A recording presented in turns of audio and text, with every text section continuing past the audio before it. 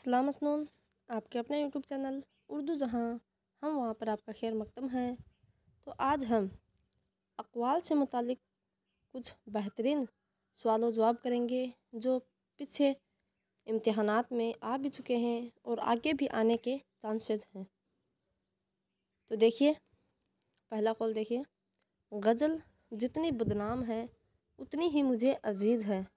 यह किसका कौल है? तो सभी वाकिफ़ हैं, सभी जानते हैं कि यह रशीद अहमद सिद्दीकी का है। ठीक है, कि गज़ल जितनी बदनाम है उतनी ही मुझे अजीज़ है। यानी गज़ल की तारीफ़ में अगर कोई भी कौल आता है तो वो 99% वो रशीद अहमद सिद्दीकी का ही होगा। ठीक है, इतनी बात जहन में रखें। अगला देखिए, गज़ल उर्दू शायरी की आबरू है। ठीक है, यह भी रशीद अहमद सिद्दीकी का है। हमारी तहजीब गज़ल में और गज़ल हमारी तहजीब में ढली है। यह भी रशीद अहमद सिद्दीकी का है।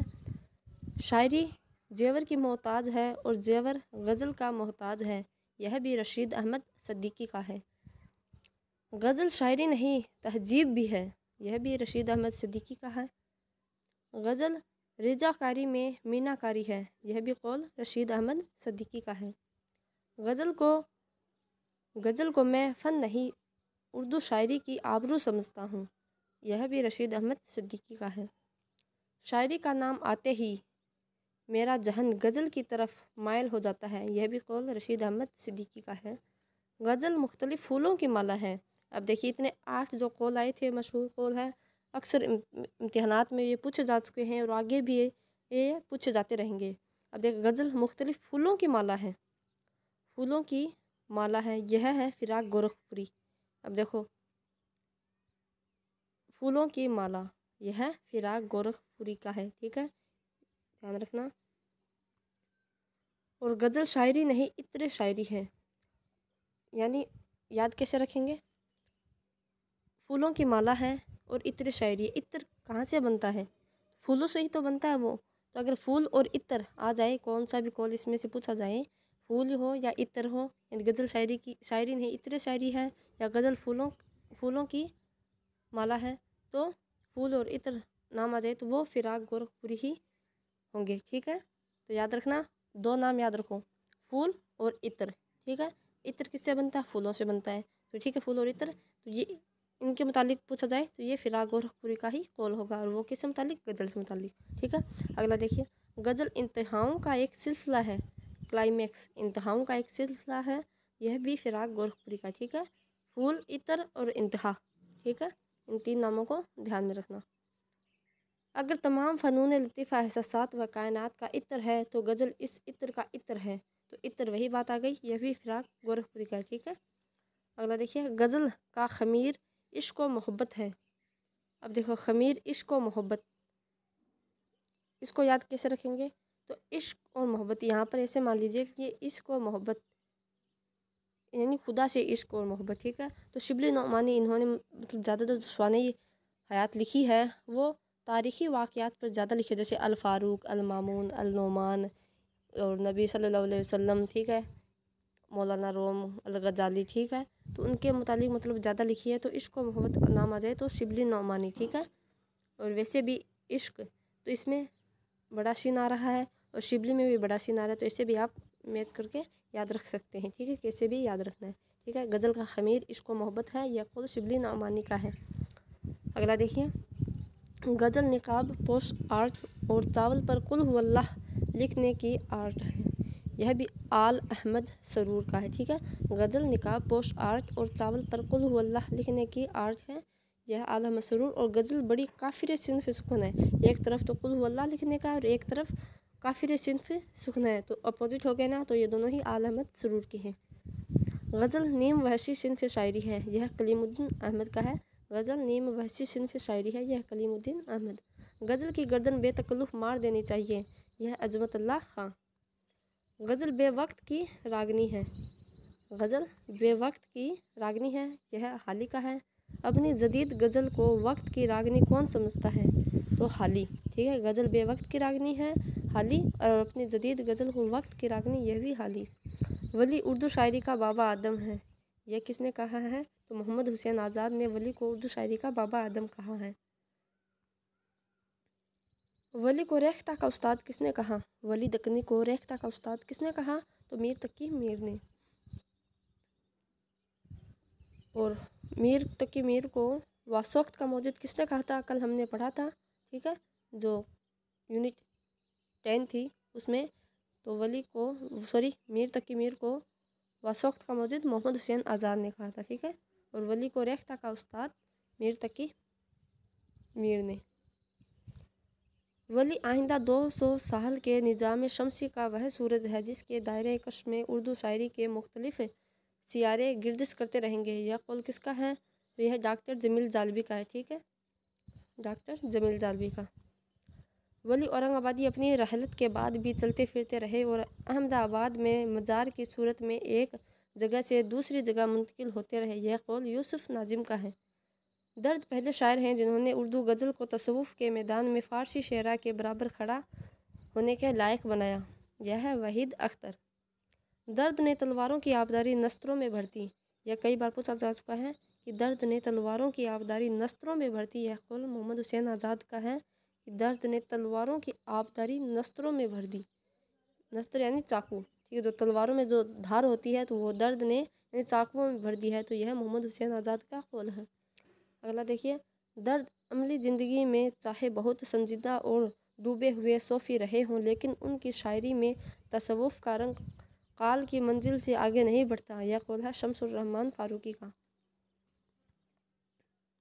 अगला देखिए, मीर की शायरी दिल्ली और दिल का मर्शिया बन गई।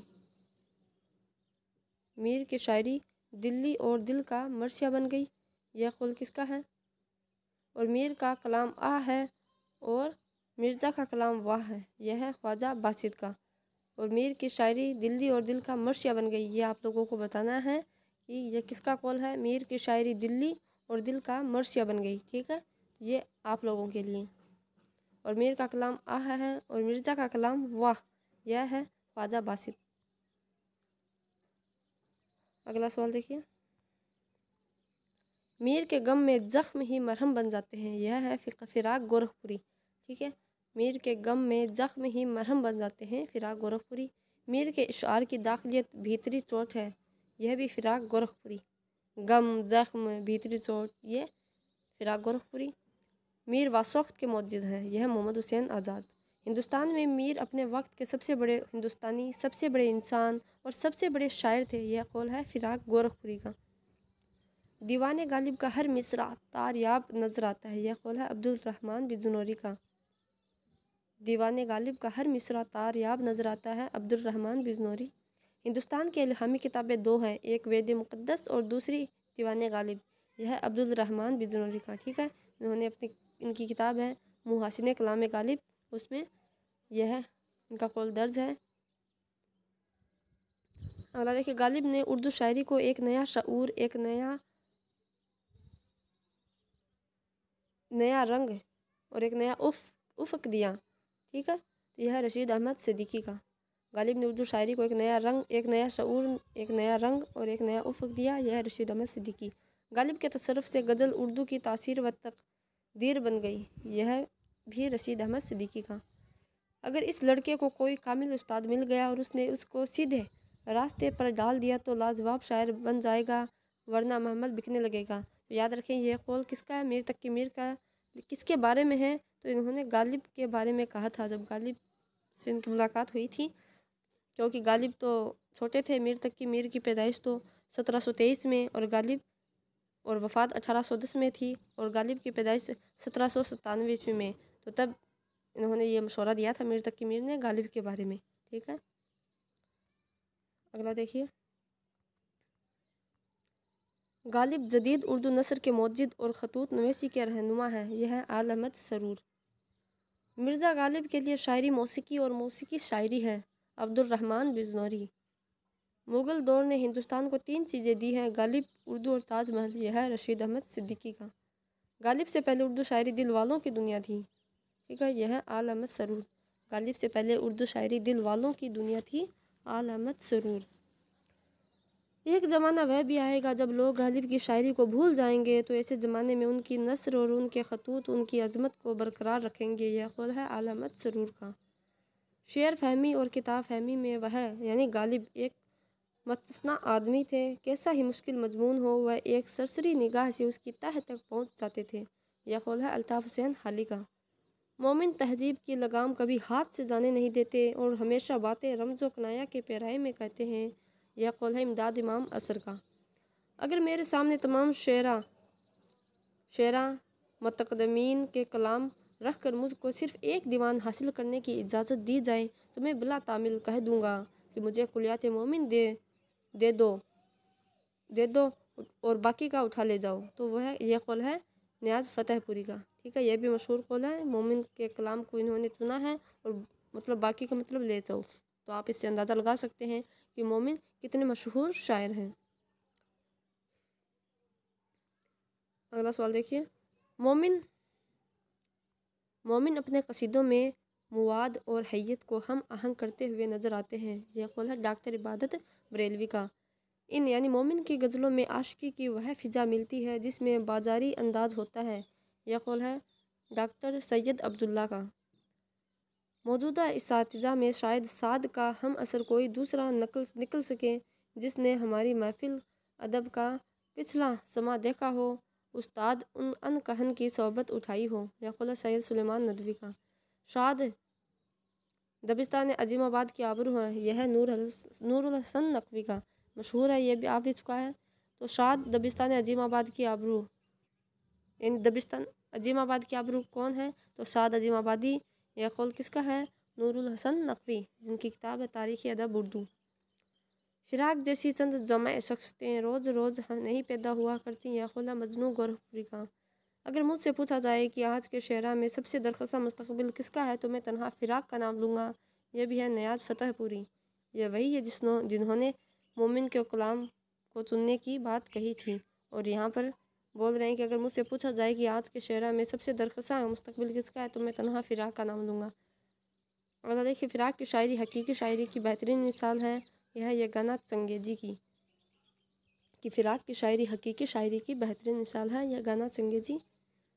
फ़िराक हुस्न जमाल की बोलती हुई रूह के शायर हैं। यह कौल है गोपीचंद नारंग का कि फ़िराक हुस्न जमाल की बोलती हुई रूह के शायर हैं। मैं फ़िराक को उर्दू गज़ल का अहम सतून तस्लीम करता हूँ। यह कलीमुद्दीन अहमद का इनका मानना है, इनका कौल है कि मैं फ़िराक को उर्दू गज़ल का अहम सतून तस्लीम करता हूँ, यानी सतून खंबा। नज़ीर का दिमाग छोटा और तजुर्बा महदूद है। यह शमसुर रहमान फ़ारूकी।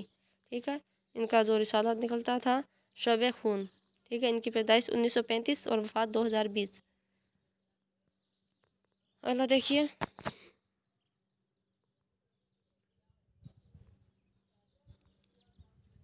नज़ीर अकबर आबादी उर्दू शायरी के आसमान पर एक दरख्शां सितारा है। यह कौल है कलीमुद्दीन अहमद का। नज़ीर अकबर आबादी उर्दू शायरी के आसमान पर एक दरख्शां सितारा है। अल्लाह नज़ीर अपनी खसूसियात के लिहाज से हिंदुस्तान का अजीब व गरीब शायर था जिसमें कबीर के अखलाक और खुसरो की जहानत का निहायत दिलकश इम्तिजाज पाया जाता था। लेकिन अफसोस है कि वह बहुत कबल अज वक्त पैदा हुआ। वह उस ज़माने का शायर था और उस ज़माने में उसे होना चाहिए था बकौल वह उस ज़माने का शायर था वह इस ज़माने का शायर था और उस ज़माने में उसे मतलब वह इस ज़माने का उस ज़माने का शायर था और इस ज़माने में उसे होना चाहिए था। ऐसा है तो यह नियाज़ फ़तेहपुरी। नज़ीर अकबर आबादी ने उर्दू शायरी के महल के अंदर चोर दरवाज़े की बुनियाद डाली और पहली दफ़ा हम बादशाहों, नवाबों और वज़ीरों के साथ उर्दू शायरी की बिसात पर आम इंसानों को भी देखते हैं। यह कौल है एहतिसाम हुसैन का। नज़ीर का वजूद ही उर्दू शायरी की बेनज़ीर तनकीद है। कलीमुद्दीन अहमद। मोहम्मद हुसैन आज़ाद नस्र में शायरी करते हैं और शायरी करते हुए नस्र लिखते हैं। राम बाबू सक्सेना कि मोहम्मद हुसैन आज़ाद नस्र में शायरी करते हैं और शायरी करते हुए नस्र लिखते हैं। आज़ाद गप भी हाँक दे तो वही मालूम होती है। यह शिबली का कि आज़ाद गप भी हाँक दे तो वही मालूम होती है। ये दोनों ऊपर वाला मोहम्मद हुसैन आज़ाद नस्र में शायरी करते हैं और शायरी करते हुए नस्र लिखते हैं और आज़ाद गप भी हाँक दे तो वही मालूम होती है। बहुत इंपॉर्टेंट है, इनको जहन में रखना। ये आ भी चुके हैं पीछे और आगे आने के भी चांसेस हैं। देखिए, आज़ाद में तनकीद का मादा बिल्कुल नहीं था। यह भी आ चुका है। यह कलीमुद्दीन अहमद का है कि आज़ाद में तनकीद का मादा बिल्कुल नहीं था। तनकीद निगार की जिम्मेदारी इतनी है कि वह उन्हें उनके असल रूप में देखें और उनके बारे में अपने तासुरात बयान कर दें। यह है वाल्टर पीटर का। यह एक दिलकश नज़्म है। उसे पढ़कर मेरे दिल में मसरत की एक लहर सी दौड़ गई। बस इतना बता देना काफ़ी है, इससे ज़्यादा मेरी कोई जिम्मेदारी नहीं। यह है स्पंगारन की ये तासुराती निकात है, दोनों ही वाल्टर पिट और स्पंगारन। अगला देखिए, अगर हम लोग तासुरात के मामले में हसास हों और उनका इजहार करने पर कादिर हों तो हम से हर एक शख्स एक ऐसी नई किताब की तख्लीक करेगा जो उस किताब की जगह ले लेगी जिसके ज़रिए से हमने वह तासुरात हासिल किए थे। यह खुद है स्पंगारन का। शायर अगर अपनी बात खूबसूरत अंदाज में बयान कर दे तो कामयाब है और बदसूरत अंदाज में बयान करे तो नाकाम है। यह क्रोचे का जो कैफियत वह यानी शायर आप उठाता है उसके लिए ढूंढता रहता है कि कैसे लफ्ज़ हों और किस तरह उन्हें तरतीब दूं ताकि जो कैफियत उसके देखने से मेरे दिल पर तारी है वही कैफियत सुनने वालों के दिल पर छा जाए। यह है मोहम्मद हुसैन आज़ाद का। जो फ़िक्रे उनकी ज़ुबान से निकलते हैं इंशा पर्दाजी के जवाहर रेजे होते हैं। यह है मेहदी अफादी का। हम शफ़क़ की रंगीनियों से मुतासिर होते हैं और इसका इजहार करते हैं। यह भी शेर है। हम कोस कज़ह को देखते हैं और बेख्तियार कलमात तहसीन ज़ुबान से निकल जाते हैं। यह कौल है नियाज़ फतेहपुरी का। मेरी गायत इस किताब की तसनीफ़ में यह रही है कि जो फ़ौरी वजदानी इज़तरारी और मुजम्मल असरात कदमा के कलाम के कान दिमाग और शऊर के पर्दे पर पड़े हैं उन्हें दूसरों तक उन्हीं सूरत में पहुंचा दूं। यह है फिराक गोरखपुरी का। चंद बातें देखकर यह चंद किताबें पढ़कर मेरे अंदर जो रद्द अमल पैदा हुआ है मैं तो सिर्फ उसे बयान कर रहा हूँ। यह है हसन अस्करी का। शायर की ज़ुबान से आलिम बेखुदी में एक तराना निकल जाता है जो सामिया से दिमाग तक पहुंचकर हमको वारफ्ता हस्ती कर देता है। यह है रशीद अहमद सिद्दीकी का। तो हमने रशीद अहमद सिद्दीकी के कौल से ही कि गज़ल उर्दू शायरी की आबरू है, उन्हीं के कौल से शुरुआत की थी। और देखो 72 क्वेश्चन हमने कर लिए हैं और आखिर में उन्हीं का ये कौल आ गया है। तो मतलब उर्दू अदब में जितने भी मशहूर अक़वाल थे जो इम्तिहानात में अक्सर पूछे जाते हैं, पूछे गए हैं और पूछे जाते रहेंगे, तो इनसे बाहर इंशाल्लाह कुछ भी नहीं आएगा। तो आप इनको अच्छे से जहन नशीन कर लीजिए और बार बार पढ़ते रहें तो इंशाल्लाह ज़रूर याद होंगे। ठीक है, ऐसा तो है नहीं मतलब एक बार में ही पढ़ने से सब कुछ याद हो जाएगा। तो आप अच्छे से देखो, बार बार देखो और नोट डाउन करते रहिए।